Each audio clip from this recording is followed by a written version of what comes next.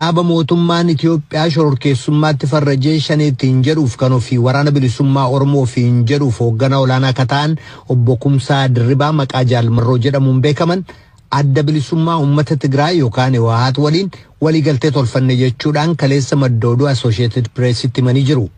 Akkasuma gama biraatiin hoogganaan dhaaba mootummaan shororkeessummaatti farraje kabiraa kan adda bilisummaa uummata Tigraay Dr. Dabratsiyoon Gabre Mikaa'el waraana bilisummaa Oromoo wajjin walta'iinsa lolaa tolfachuuf ka dubbataa jiran ta'u kaleessa madda oduu Rooyitersitti himanii jiru. Gabaasaa guutuutu jubeetu dhiyeessa. Amma furmaati jiru tokkichi mootummaa kana humna waraanaan garagalchuudha. Sababiin isaas haasaan isaanii galu isa kana qofaa jechuudhaan kan mootummaan garee shororkeessaa shanee jedhee ramadeef kan isaan waraana bilisummaa Oromoo ofiin jedhaniif hoogganaa olaanaa akka ta'an Kumsaa Dirribaa kan maqaa Jaalmarroo jedhamuun beekaman dubbatanii jiru. Humnoonni TPLF erga yaada dhiyeessanii torbanneen xiqqoo booda waliigalteerra ga'amuu dubbatan diina waliin qabnutti duuluuf keessumaa sadarkaa wal hubannoon waliigaluudhaan walta'iinsa waraanaarra geenyee jirraa jedhan Jaalmarroon. Lolli itti fufee jira. Odeeffannoo dirree duulaa nuu hiru akkasumas immoo waraanaa jiru jedhan. Cina walii hiriiranii lolaa jiraachuu baatanis carraan itti akkasitti lolan jiraachuu mala jedhaniiru. Michummaa siyaasaa laalchisee mariin geggeessamaa jira kan jedhan Jaalmarroon gareeleen Itoophiyaa keessaa kanneen biroonis marii wal fakkaatutti akka makaman mirkaneessaniiru. Mootummaa muummicha ministeeraa Abiyyitti duuluuf walta'iinsa guddaatu uumamuuf deemaa jedhan. Walta'iinsi kun adda bilisummaa uummata Tigraay kan yeroo dheeraaf mootummaa hacuucaa Itoophiyaa bulchaa ture garuu ennaa Abiy bara 2018 aangootti dhufan moggaatti qoodameef waraana bilisummaa Oromoo kan waggaa darbe garee mormituu adda bilisummaa Oromootti adda ba'uudhaan hiree murteeffannaa uummata Oromoo barbaadu walitti fide. Oromoon gosa guddicha Itoophiyaa keessaatii jedha gabaasi Associated Press kun. Mootummaan Itoophiyaa waggaa kana gara jalqabaa TPLF yookaan adda bilisummaa uummata Tigraayiif waboo garee shororkeessaa jechuun ramade.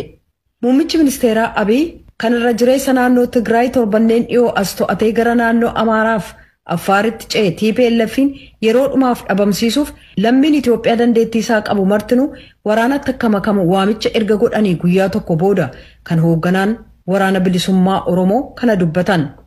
Dubbiimaan TPLF Geetaachoo Raddaa Associated Pressiif akka ibsanitti naannoo isaanii danqamee jiru eeguuf kan lolaa jiran ta'uu dubbatanii garuu yoo mootummaan Abiy fonqolchame sun immoo daran gaariidha jedhan. Kutaalee Itoophiyaa hanga tokko seenuun murtaa'aaf yeroo hedduu gaazexeessonnis waan dararamaniif lammiiwwan waamicha muummicha ministeeraaf attamiin deebii akka kennan yookaan duula faallaa isaaniitti makamuu akka barbaadan adda baafachuun hin danda'amne. Mootummaan torbanneen dhiyoo as waraanaaf bobba'uuf hiriira guddaa geggeessame deeggaree jira.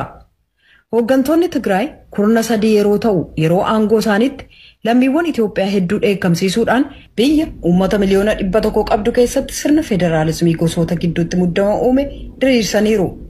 Hoogganaan waraana bilisummaa Oromoo yaada TPLF walta'iinsaaf dhiyeesse simachuu fi akkaan itti yaaduu isaanii amananiiru. Innaa TPLF aangoorra ture uummata Oromoo irratti dararaa hedduun raawwatameera jedhanii rakkooleen ni uume qaruma furmaatan argatin jira jedhan jedha gabaasi Associated Press. Shakkiiwwan hangi tokko jiraatus TPLF waliin hojjechuun akka danda'amu waboon murteesseera jedhan. TPLF barnoota argateera jedheen abdadha. Yoo sammuu gatirraan kanaaf TPLF dogoggora wal fakkaatu deebisee dalaga jedhee iyyaaduu jedhan hoogganaan waboo kun. Kana godhu taanaan Itoophiyaa keessatti jeeqamni waan uumamuuf akka biyyaatti diiggaatu dhufa jedhaniiru. Waboon loltoota meeqa gamtaa kanatti akka maku waan ifa ta'e hin jiru kun iccitii waraanaatii jedhan hooggantichi waboo. TPLF gareelee kabiroo waliin mariin ni geggeessa dhiyeenya ifa ta'a jedheen abdadha jedhaniiru. Hawaasi addunyaa tokkummaa mootummootaaf United Statesiin durfamu walitti bu'iinsa Tigraay keessaa mariin akka furan Itoophiyaan akka biyyaatti akka itti fuftu yoo barbaadan rakkoon kun of eeggannoodhaan qabamuu qaba jechuun illee akeekkachiisaniiru jechuudhaan Associated Press gabaasasaa xumureera.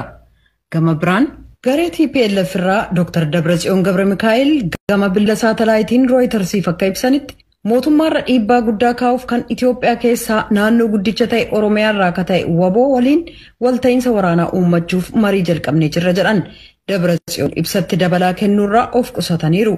Dubbiimaan TPLF Geetaachoo Raddaa Rooyitersiif roobii har'aa akka himanitti waliigaltee hanga tokkorra ga'uuf hojjetamaa jira. egeree Itoophiyaa keessatti qaama dhimmi ilaalu waliin hojjechuun sirriidha jedhan. Dubbiimtuun waajjira muummicha ministeeraa Abiy Biillaneesiyyuum ergaa iimeelii Rooyitersiif erganiin TPLF fi WBOn paarlaamaadhaan garee shororkeessotaa jedhamuun ramadamaniiru jedhan ibsa bal'aa garuu hin kennine. Waraanni mootummaa Itoophiyaa fi TPLF gidduutti geggeessame uummata miliyoona 4 kanneen Tigraay, Amaaraa fi Affaar keessaa rakkoo midhaan nyaataa hamaaf saaxiluusa tokkummaan mootummootaa beeksisee jira.